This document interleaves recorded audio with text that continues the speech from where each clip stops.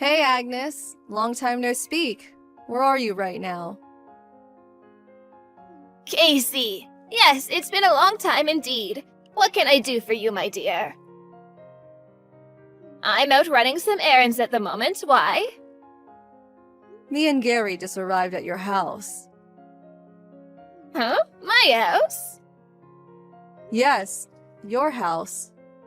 We did tell you we were coming before. Oh, silly me, it must have slipped my mind. Well, what can I do for you, my dear? We came to check on Albert.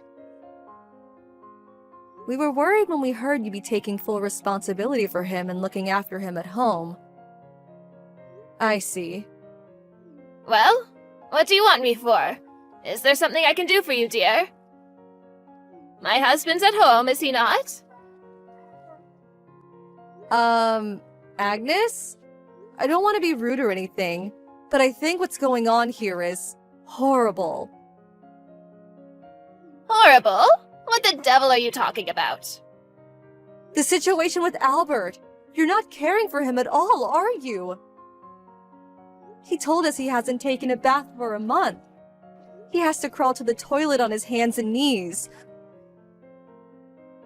The porta potty in his room was overflowing. I've never seen anything so disgusting in my life. Oh, well, if you're so upset, why don't you do it yourself? We already did. Oh, you did? That's excellent, dear. I'm so pleased for you. In that case, is there really any need to bother me with your withering? I'm a busy woman, you know. My time is valuable. And if you'd stop wasting it, I'd be incredibly grateful. You must be mad if you think I have the time to devote myself single-mindedly to looking after my husband. I get that you're busy with but this is going too far. Albert's been the most loyal husband a woman could ever hope for. He'd go to the end of the earth and back for you, and you know it. The least you could do is look after him properly as his health fails him. Well, excuse me, Casey, but you seem to be under the false impression that you have the right to preach to your mother-in-law about what she should and shouldn't be doing. How dare you talk back to me? Back in my day, you'd have gotten the belt for this. If you're so upset by the situation with my husband, then I suggest you stop complaining and look after him yourself. Wow, seriously? Does that mean you intend to continue leaving him to fester in his own waste? No one owes Albert a bigger debt of gratitude than you do. How can you even bear to see him like this? He's your husband of 50 years, for crying out loud. I'm caring for him in my own way, thank you very much. Everyone's standards are different, so stop your self-righteous pontificating and either do something about it or remove yourselves from my house. You're caring for him? Which part of this counts as care? You have some whacked-out definitions if you actually believe that. I'm doing the bare minimum, aren't I? For your husband of 50 years? He deserves more than this. Even if he was a stranger, he's still a human being. Do your job properly. The doctors told me he only has 6 months left to live at best. What's the harm in making his care as brisk and efficient as possible if he'll be kicking the bucket soon anyway? Besides, he's the one who was so desperate to come home because he said he'd felt more at ease there. But that doesn't mean I ever agreed to look after him. He should be grateful that he's even getting the bare minimum out of me with nerve like that. Oh my god. He'll continue to get the bare minimum, and if he or any of you meddling busybodies don't like it, you can lump it. Something tells me you're not even doing the bare minimum. Like I told you, if you're that bothered, do it yourself. But we live a 5-hour return trip away from you. If Albert's gonna live out his final months at home like he wanted, then I really think you should hire a professional carer. A professional carer? You must think I'm made of money. I tell you what, since I'm so kind, I'll let you move in if you're so desperate to look after my husband. Let's see if you're willing to put your money where your mouth is. Fine, I will. I'll do it. I'll look after him. Really, I must say I am impressed. You're even stranger than I thought. I know what your game is. You think if you can suck up to him while he's still around, he'll write you into his will and you'll hit the jackpot when he dies, don't you? No, that is most definitely not what my game is. I'm pleased to hear that, dear. Alright, well, I'm counting on you to look after my Albert. You should know this means I won't be lifting a finger for him from now on, so you'd better take it seriously. Needless to say, you won't be getting a cent out of me either. Agnes, what time will you be getting home today? I'm at a concert with my friends, so I won't be back anytime soon. I won't be needing any supper tonight. I see. Look, I told you this yesterday, but you didn't reply. But Albert's health has taken a major turn for the worse over the last few days. I'm not sure he has long left. Oh, yes, I remember you telling me. Is he finally going to kick the bucket soon? Ugh, don't talk about your husband like that. He's the selfish oaf who decided he had to spend his final moments at home instead of surrounded by the professionals at the care facility. I'll be relieved to finally have him out of my hair, but I do wish he'd hurry up. A stubborn blockhead right until the end. What? The only reason he didn't end up living at the facility in the first place is because you were opposed to the idea. I was speechless when he told me. Apparently you said you didn't want him going into the home because you said you'd rather not waste your money. I did? Oh, maybe I did, I don't really remember. Oh well. Even if I did, what's the problem? He has you looking after him now. What use is there in dragging up the past after all this time? If you're so obsessed with him, surely you should be using this time spent wittering at me more productively by changing his diapers or something. Agnes, please. He doesn't have long left. Won't you at least be there for him at the end? How many times do I have to tell you I have no interest in looking after my husband? I feel like I'm talking to a brick wall. You really are a dimwit. You don't have to help with looking after him, but can't you at least bring yourself to be there for his final days? I shall do no such thing! My lovely house now reeks of decrepit, dying old man. I'll have to move at this rate. Oh, yes, that reminds me. I'll be going on holiday the day after tomorrow. You'd go on holiday at a time like this? Yes, why wouldn't I? I thought this would be the perfect time for a luxury cruise. I'll be gone for a week. What the hell, Agnes? Are you joking? The doctor said we should prepare ourselves for the worst soon. Surely understand he doesn't have long left. So what if he doesn't? Isn't there any part of you that wants to be by your husband of 50 years aside when he passes away? The only reason you're able to go off gallivanting and living at large right now is because of Albert's hard-earned money. Don't you feel even the tiniest bit of gratitude? I would have been grateful if he just hurried up and kicked the bucket sooner. But no, he just had to drag it out and cause me a world of inconvenience. I would have never had to look after him if he'd accepted his fate and gotten out of my hair earlier. Wow. Listen, Agnes. Albert said there's something he wants to tell you while he's still conscious. Can you at least make some time for that? I most certainly cannot. Talking to him would mean having to brave that stinking bedroom of his. I can't think of anything I'd rather do less than enter that putrid misery pit. He says it's very important. I'm not interested in hearing anything he has to say. Besides, nothing he could possibly tell me could be as important as my cruise. Just tell him to forget about me. As far as I'm concerned, he's already gone. And believe me, I'm enjoying my new single life to the fullest. But your husband's still alive. He's bedridden and barely even capable of holding simple conversation.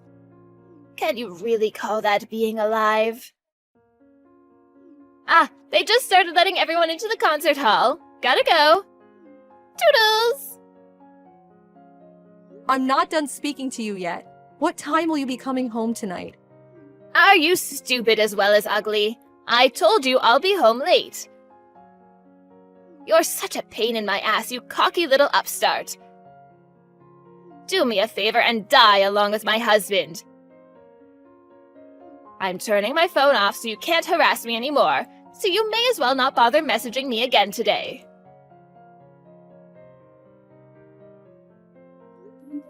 Agnes, Albert just passed away. He did? Hooray! Finally! Took his sweet time. I tried calling you countless times, but you didn't answer. Well, duh, I'm on holiday. Why should my fun have to be spoiled just because my husband happens to be on the verge of death? I know you were only calling me to witter and complain about him. Oh my god, so you knew and still ignored me? You're despicable. You're an impertinent little brat. What makes you think you have the right to speak to your mother-in-law like that? Because your attitude towards your dying husband is abhorrent. You make me sick. You didn't deserve a man as kind and caring as him. I'm sorry you feel that way, darling. Unfortunately for you, he was head over heels with me and did whatever I told him. That's what made him happy. What was it like at the end? He died peacefully surrounded by his whole family. Apart from you, of course. Huh. So he had everyone there fawning over him, did he? He always did like attention. What a luxurious way to go. Ah, yes, will there be a funeral? Obviously. That's a shame. I won't be able to arrange it myself, what with being on a luxury cruise ship and all. But make sure you go with the cheapest plan. There's no sense in wasting money on a corpse. Agnes, you're the most despicable, most heartless person I've ever met. Does your cruelty know no end? I hope you know there's no way any of his family are gonna agree to that.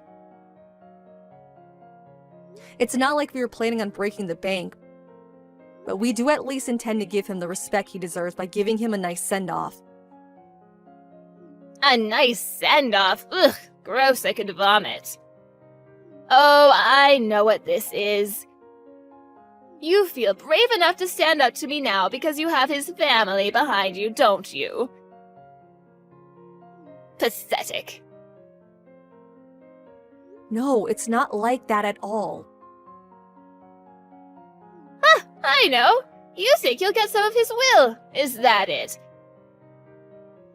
Just because you cared for my husband in his final days doesn't mean you have any right to his inheritance. You have no right to anything as his daughter-in-law. I'm his wife, and it's all mine. All of it. Tell my dullard of a son he isn't getting any either. I need it all to live on. What are you talking about? He divorced you. You're not in the will. Excuse me? What did you just say? He divorced me. Have you lost your mind? No, he really did divorce you. Are you confused? Drunk? On drugs? Stupid? Do you think me being a widow now makes us divorced or something? I mean, with me being on my own now, we are divorced in a sense, but certainly not in the way you seem to think. I don't mean it like that. I mean he literally divorced you. Casey, would you do me a favor and stop talking nonsense? Dear, oh dear, if there's one guarantee when talking to you, it's that I'll be annoyed by the end of the conversation. The wake will be held tomorrow. Can't you make it home? Obviously not. I am on a luxury cruise. Right, I thought so. Fine. Don't say I didn't warn you.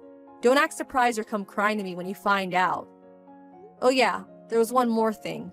Both your relatives and Albert's family said they refuse to have anything more to do with you if you won't come to the funeral. They said you'll be as good as dead to them, and that includes Gary. Tell them to do as they please. I can live my life in comfort as long as I have the inheritance money. Why would I want to associate with such a bunch of stuck-up, self-righteous busybodies anyway? I'll actually consider myself lucky if I can get rid of my burden of a husband and dimwit of a son in one fell swoop. Casey, are you there? Albert's lawyer just told me I wasn't written into the will. Then he said he couldn't tell me anything else because I am not family? What the devil is going on? There must be some kind of mistake. Explain this at once. What did you do? Are you back from your holiday? What does that have to do with anything? What's going on? I told you pretty clearly a few days ago that Albert divorced you. What? But that doesn't make any sense. I never handed in any divorce papers. No, but I did on your husband's behalf. You can elect a representative if you're not capable of handling them in yourself. But I didn't sign anything. Did you forge my signature? That's illegal. I'll have the divorce invalidated and get my hands on that money before you know it. Mark my words. Nope, you most definitely did sign the papers. No, I did not. Yeah, you did. It was 10 years ago, remember? Huh? Remember when he said he was divorcing you when he found out you were cheating on him 10 years ago? He told us about how you broke down in tears and promised to change your ways, begging him to give you another chance, which he agreed to do because he believed you. He made it clear you wouldn't be getting any more chances and that the next time really would be a divorce, didn't he? He still remembered what happened 10 years ago? How could he forget you cheating on him? His condition for giving you one last chance was that you sign a set of divorce papers so he could divorce you immediately the moment you gave him reason to. If it ever came to it. He showed me the pledge you wrote him too. You said you agreed to him handing in the already signed divorce papers in the event that he has decided that was what he wanted. No way.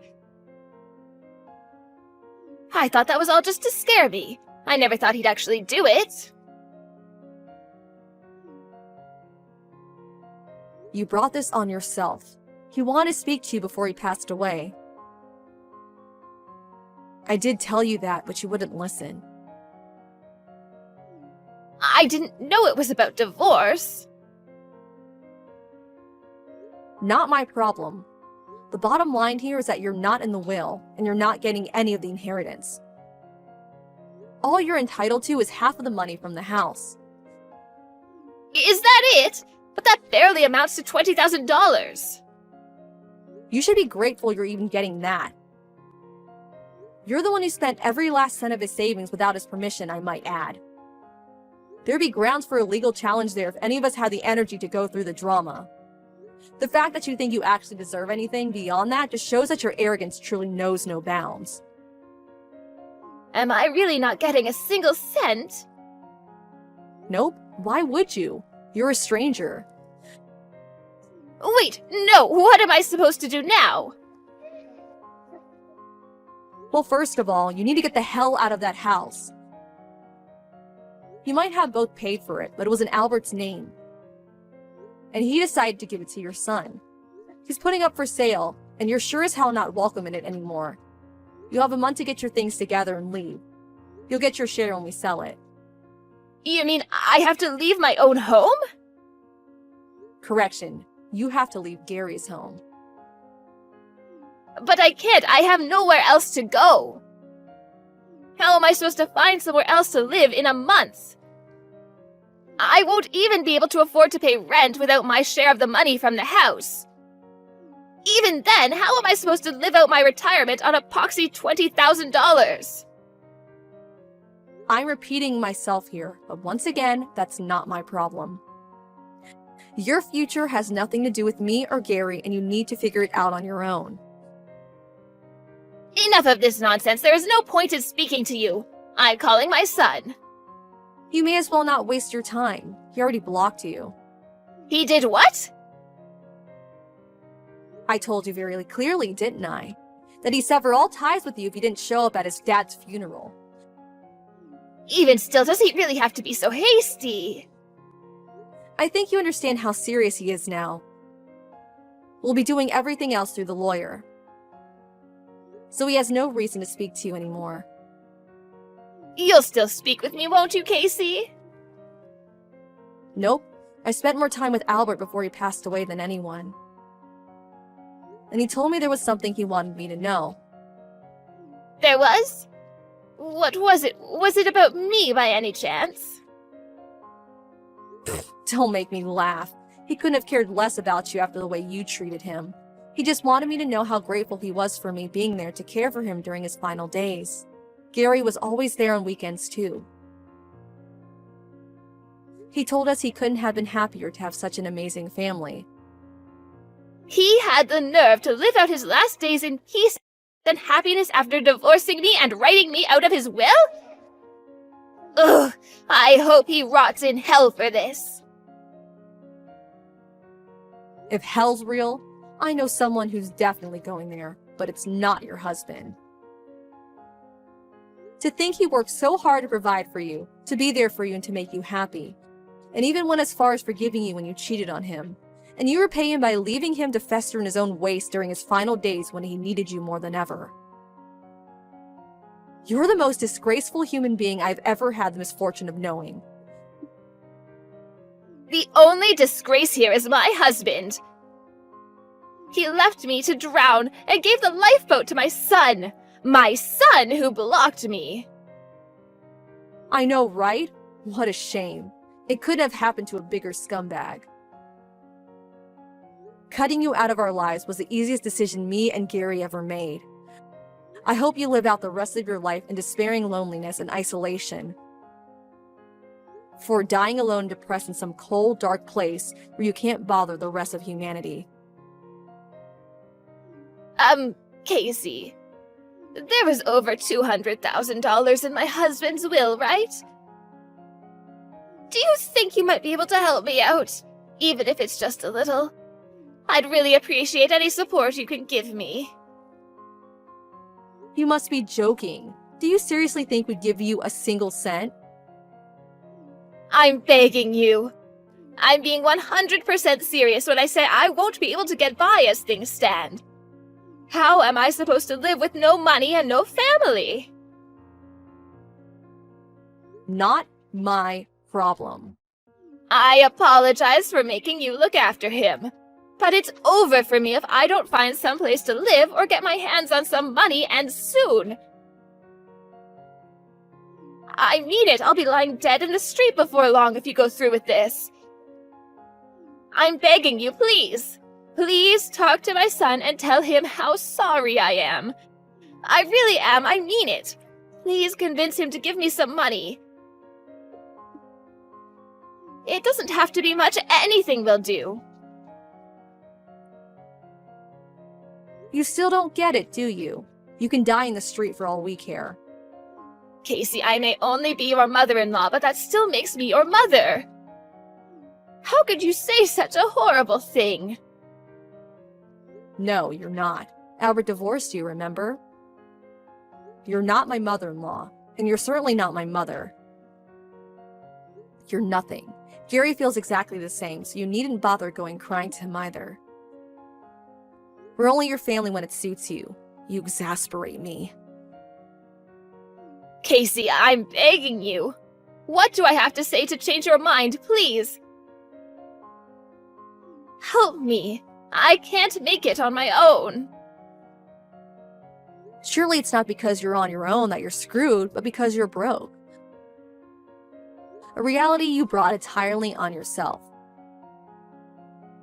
We don't want anything more to do with you for as long as we live. Stay away. Do I make myself clear? I have nothing more to say to you. I can't tell you what a relief it is to finally get you out of our lives, you wretched old hag. After that, we hired some cleaners and a removal company to take care of the house and everything in it, and had our lawyer take care of scaring a desperate Agnes, who was refusing to vacate the premises until leaving. The deed to the house was now in Gary's name, so he technically had no obligation to give her anything, and decided to have it demolished instead of selling. She soon disappeared when she heard the bulldozers would be arriving soon. She's currently living in some shabby rundown apartment near the red light district, while rapidly eating into what remains of the small amount of money she had left. Apparently, she was spotted wandering around the neighborhood where her old house stood before it was demolished, and even knocked on some of the neighbors' door begging for money before being questioned by a cop out on patrol and told to leave. We'd already moved into a new apartment by then, so naturally, she didn't have a clue where we were and had no way of finding us. She must have bought a new phone to bother us with, because me and Gary were bombarded with messages from a phone number we didn't recognize begging for help a few weeks later. Naturally, we blocked her immediately and carried on with our lives. Astonishingly, she managed to message us over 50 times in the space of 10 minutes. But as soon as we realized what was going on, we blocked the number and emptied our inboxes. Not our problem. Something tells me Agnes will never be as happy as her husband was during his final days. And as sad as it is that he's not here with us anymore, there's something very comforting about that. A lonely, miserable end is all that awaits her. As for me and Gary, we took all of his dad's prized possessions and family heirlooms with us before the house got demolished. And now I have a little table in the corner of the living room full of his pictures and ornaments, kind of like a shrine to honor his memory. Albert was kind, caring, thoughtful, and had the biggest heart of anyone I ever met. I loved him, and I was lucky to have him in my life. We could never see him as regularly as we would have liked, what with us living so far away. But we feel blessed to have been able to be there for him during his final days. My late father-in-law never said much to me about his wife, but he made clear that he was fully committed to divorcing her if it was the last thing he did. They'd been married for 50 years, and he knew her better than anyone. I shudder to think that she must have been like behind closed doors.